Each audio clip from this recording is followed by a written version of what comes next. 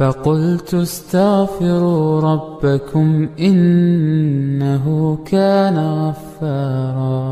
Di antara bentuk bersyukur dengan lisan, kata para ulama, di antaranya mengingat-ingat nikmat yang Allah berikan kepada kita dengan menyebut-nyebutnya. Allah berfirman, wa amma bi ni'mati rabbika fahaddits. Adapun nikmat-nikmat yang Allah berikan kepadamu maka sebut-sebutlah. Tapi kata para ulama, nyebut-nyebutnya kepada orang yang memang teman dekat kita, orang yang amanah dengan kita, keluarga kita. Jangan sebut-sebut di mana-mana, khawatir ada orang yang hasad. Ya, karena sebagian orang tidak kuat kalau lihat anti gandengan sama suami itu, dia enggak kuat melihatnya. Ya, dia sakit hati. Karena mungkin dia tidak seperti itu. Makanya tidak semua orang kita nampakkan, sebut-sebutkan kenikmatan yang Allah berikan kepada kita.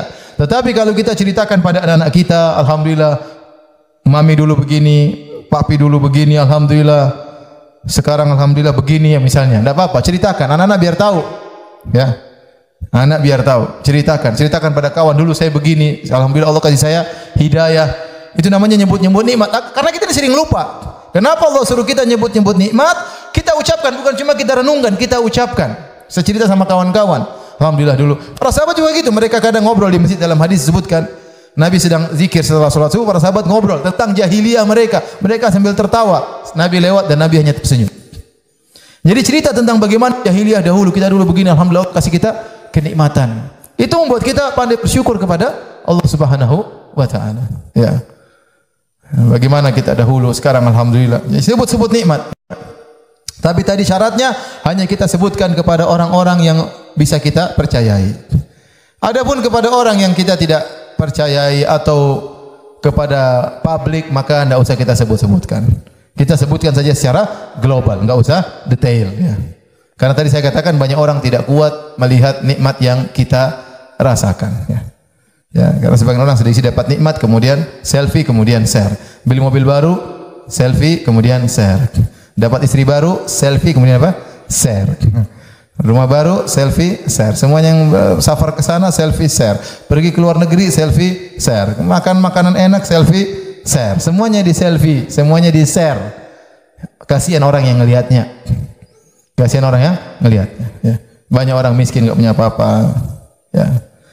Maka tidak perlu kita ceritakan nikmat yang kita rasakan kepada setiap orang. Kemudian syaratnya kita menceritakan nikmat tersebut bukan untuk sombong dan untuk angkuh, tapi untuk tawadhu di hadapan Allah Subhanahu wa taala. Karena cara kita menceritakan nikmat, sebut nikmat itu ada dua. Ada orang yang cerita-cerita kebaikan yang dia dapatkan dengan sombong, ada. Oh saya alhamdulillah, tapi sombong cara ngomongnya. Saya punya rumah, saya punya mobil, saya punya ini, saya punya anu, ya. Saya baru alhamdulillah tas baru. Suami saya belikan saya tas baru, suami saya belikan saya sepatu baru. Tapi cara ngomongnya kelihatan dia pamer. Nah, kalau dia cerita kenikmatan yang didapatkan dengan posisi pamer, dia berdosa berarti. Tapi maksudnya dia ceritakan nikmat tersebut, yang dimaksud wa amma bi ni'mati rabbika fahaddits. Adapun nikmat-nikmat Rabbmu maka sebut-sebutkan, artinya kau sebutkan dengan tawadhu. Alhamdulillah, ya alhamdulillah, kemarin alhamdulillah saya dibelikan ini, alhamdulillah. Syukur banget sama Allah Subhanahu wa taala. Misalnya, tawadhu di hadapan Allah, bahwasanya semua yang kau dapatkan nikmat dari Allah Subhanahu wa taala. Ya.